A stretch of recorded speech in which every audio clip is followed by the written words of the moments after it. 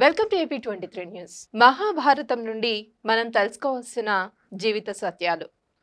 జీవితంలో ఎన్నోసార్లు మనం కొన్ని క్లిష్ట పరిస్థితులను ఎదుర్కోవాల్సి వస్తుంది. అటువంటి క్లిష్ట పరిస్థితులలో సరైన నిర్ణయాన్ని తీసుకోవడానికి మనం కాస్త గందరగోళానికి గురవుతాం. అటువంటప్పుడు మనకు సరైన మార్గాన్ని నిర్దేశించే వారి కోసం ఎదురు చూస్తాం. సరైన నిర్ణయాలను తీసుకోవడం కోసం సరైన మార్గం కోసం ప్రయత్నిస్తాం.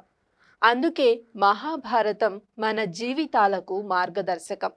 మరి మహాభారతం నుండి మనం తెలుసుకోవలసిన జీవిత సత్యాలేంటో ఈరోజు తెలుసుకుందాం. మహాభారతం ఈ జీవిత సత్యం ఎంతో చక్కగా వివరిస్తోంది. అనేక అడ్డంకులు ఎదురైనా భారీగా గాలి వాన కురుస్తున్న కంసుడి బారి నుండి కృష్ణుడిని సంరక్షించడానికి కృష్ణుడి తండ్రి ఒక బుట్టలో తీసుకొని వెళ్తాడు. పరిస్థితులకు ఎదురీది కృష్ణుడిని కాపాడతాడు. పాండవులకు తమ మీద తమకు అపార నమ్మకం కలిగి ఉండడం వలన కౌరవులపై పోరాడి విజయం సాధిస్తారు. ద్రోణాచార్యుడు కర్ణుడికి విలువిద్యను నేర్పించేందుకు అంగీకరించడు. కర్ణుడిని తన విద్యార్థిగా ఒప్పుకోడు. అయినా మొక్కవోని దీక్షతో తనపై తనకున్న నమ్మకంతో విలువిద్యలో మంచి పట్టు సాధించాడు. ఈ పవిత్ర గ్రంథంలో ఈ విషయం కూడా చక్కగా ప్రస్తావింపబడింది. తమ పనిని తాము దీక్షతో చేసుకోవాలి. ఎటువంటి అడ్డంకులు ఎదురైనా వాటిని అధిగమించి అనుకున్న పనిని పూర్తి చేయాలి.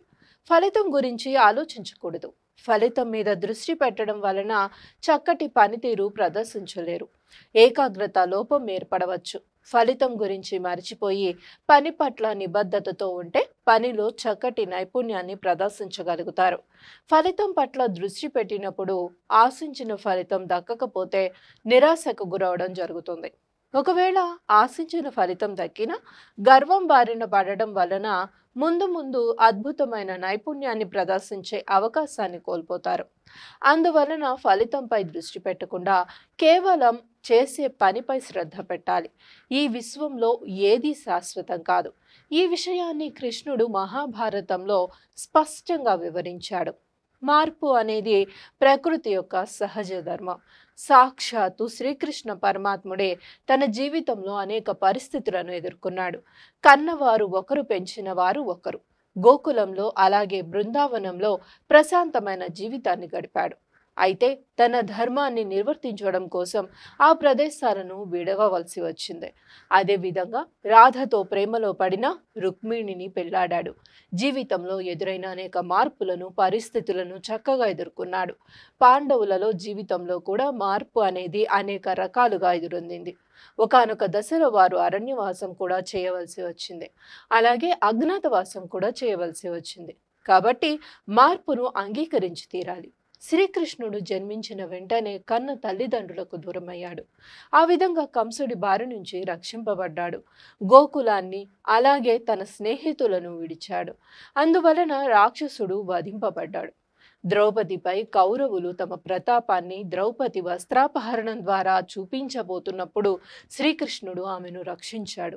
కృష్ణుడిపై ఆమె నమ్మకం వమ్ము కాలేదు. ధర్మాన్ని నిలబెట్టాడు. తన గత జన్మలో పాపాల వల్ల తాను విధమైన ఇబ్బందులను ఎదుర్కొంటున్నదా అని ద్రౌపది కృష్ణుడిని ప్రశ్నించినప్పుడు కృష్ణుడు ఈ విధంగా బదులిస్తాడు. బాధలకు గురి అయ్యేవారు గత జన్మలో పాపాలు చేసిన వారు కాదు.